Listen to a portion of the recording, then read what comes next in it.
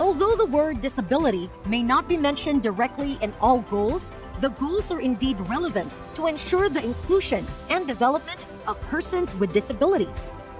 So sa pinakita kong picture kanina, nakita niyo naman kung gaano karami yung goals ng SDG or Sustainable Development Goals. 17 siya, pero 11 of the goals explicitly mention persons with disabilities.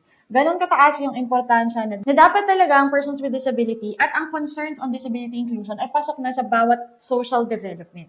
Pero kahit hindi na-mention sa ibang goals ang persons with disability, hindi naman ibig sabihin hindi na natin isasama. Kasama pa rin sila kahit walang explicit mention. Lagi nating tandaan na nothing about us without us. So, importante na kasama kami sa bawat development dahil sa bawat development na gagawin ng bansa at ng mga kapartner nitong bansa, laging nandyan ang issues or concerns ng persons with disability na maa-address ng lahat ng gagawin nating pagbabago tulad ng infrastructure, sa ICT, sa Information Communications Technology, kailangan din ng accessibility dyan at marami pang iba.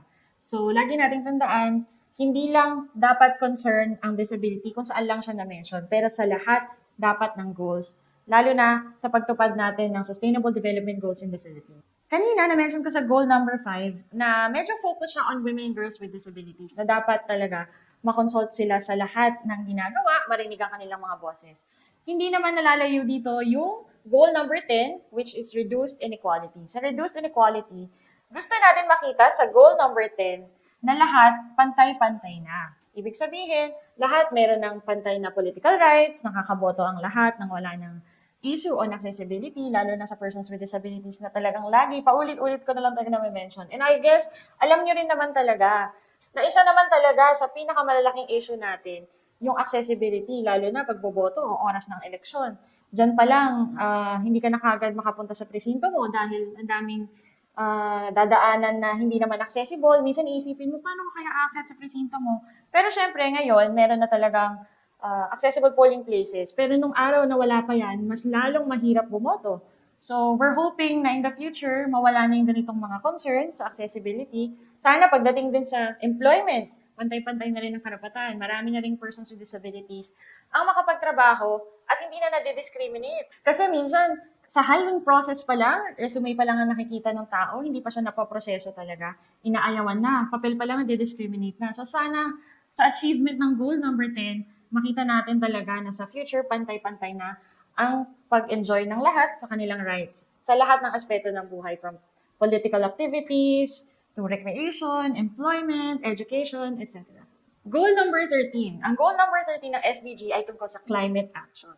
So ito yung pinag-uusapan sa Module 4, which is about inclusive risk reduction management pagdating sa disaster.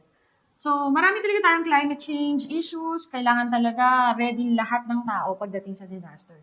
Pero pagdating sa disability, ang gusto natin, lagi tayong part ng national strategies, policies, development, ng mga programs specifically for calamities or disaster. Kasi gaya nung na-mention ko kanina, 'di ba, sa report ng Relief Web ng United Nations, madalas hindi talaga accounted. Wala tayong datos, hindi tayo nakikita ng policy. At ito na siguro yung best time na lahat tayong advocates for inclusion sumama at makipag-ugnayan sa government, makipag-usap, mag-form ng dialogue para habang ine-enhance nila yung mga programs and policies on disaster management, makakasama na yung mga concern natin.